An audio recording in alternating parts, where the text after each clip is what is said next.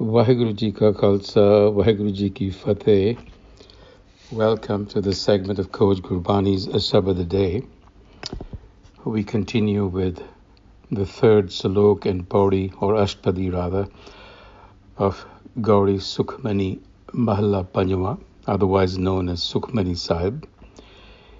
And the intention is not to read the entire ashtpadi, because that would take quite a bit of reading. And the idea is not to consume too much of your time. The thought also is that listeners have an inkling about the Ashtapadi, and if they are so inclined, they could go to our website at www.coachgurbani.org and get the entire translation. So I will read the salok, the first and last pada of the Ashtapadi, and then we will reflect on the entire Ashtapadi. And here is the recitation.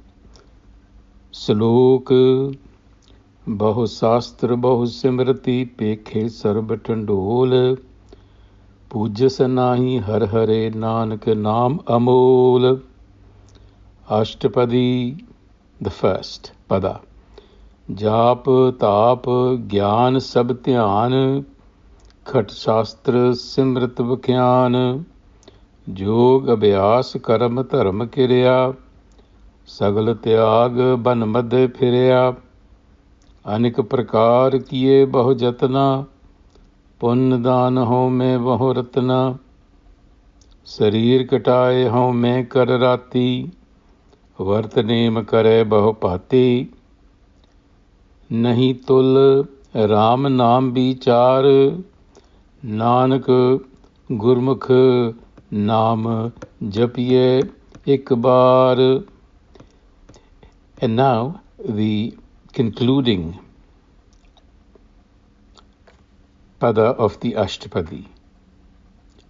Sarb Dharma Meh Shreshth Dharma Har ko Naam Jap Nirmal Karm Sagal Kriya Meh Uttam Kriya Sadh Sang Durmat Mal Harya Sagal Uddam Meh Uddam Pala Har ka Naam Japo Ji Sada Sagal Bani Meh Amrit Bani Har ko Jasun Rasan Bakhani Sagal Than Te Oho Uttam Than Nanak Egat Vasai Har Naam. So the narrative of Naam continues.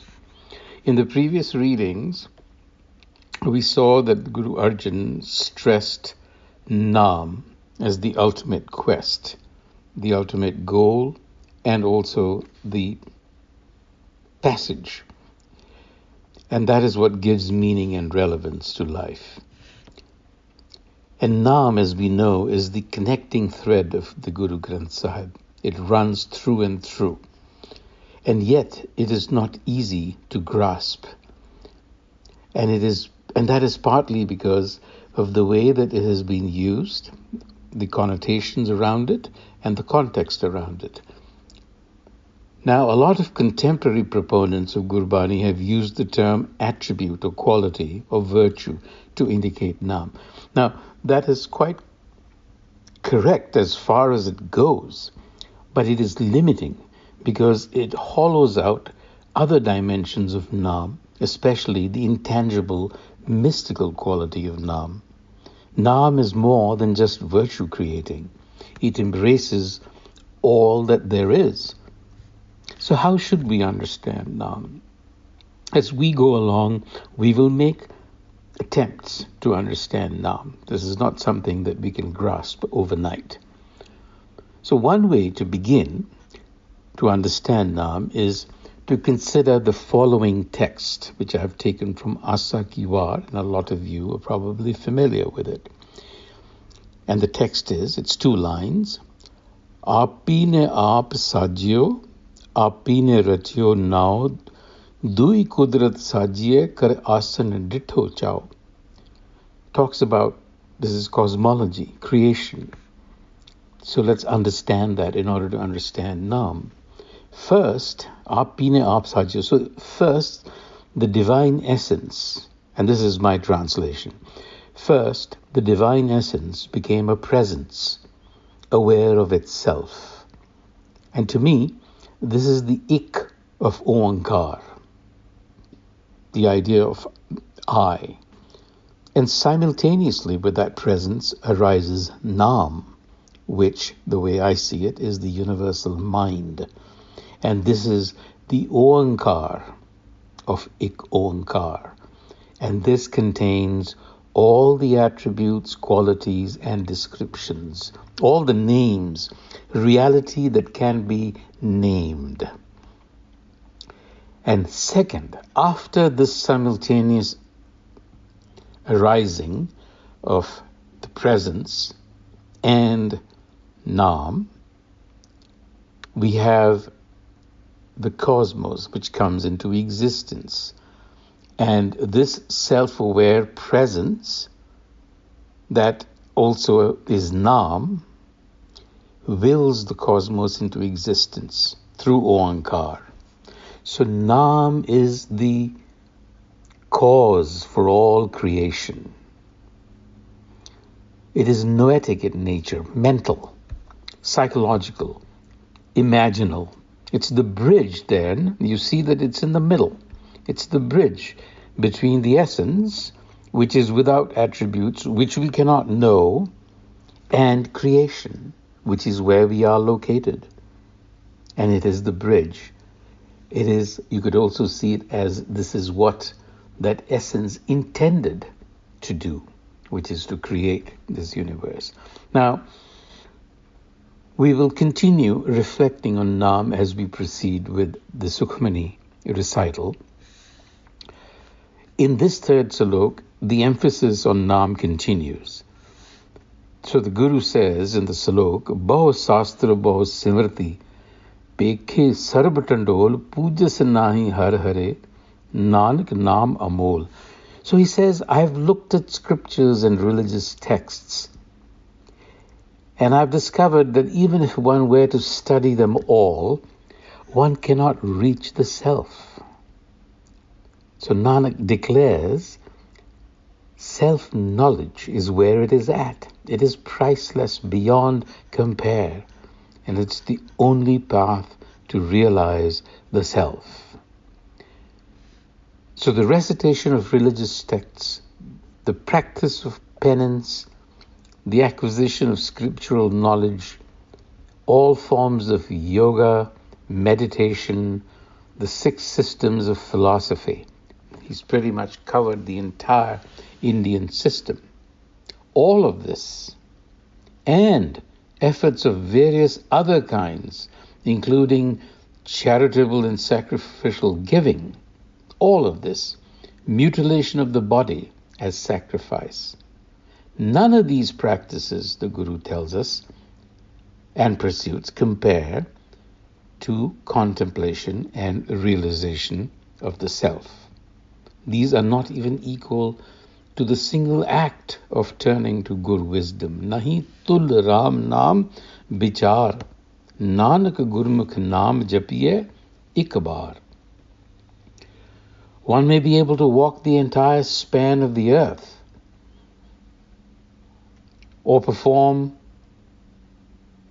the home sacrifice where you give away gold and fine horses. Indeed, one could sacrifice oneself. One could practice yogic washing. Again, he's listing out all of these practices. Har ke naam samsar kach nahi. Nothing compares to self-knowledge. The Gur guided, says Nanak, find freedom from ego by realizing the self within. So it is really freedom from ego that we need in order to realize self-knowledge, which is Nam. And then the list continues. One may have the powers to follow the desire of the mind, to go to pilgrimages. But, the Guru says, self-conceit and pride will continue to block the way. Man kamana tirath de chute. Garab guman nam manate hute, self-conceit and pride. Soch kare dinas ar raat, man ki mail na tante chaat. One may practice purifying rituals day and night, but the impurities of the mind cannot be dissolved by washing the body. This rings a bell, doesn't it? This is the first pauri of the Japji being elaborated upon.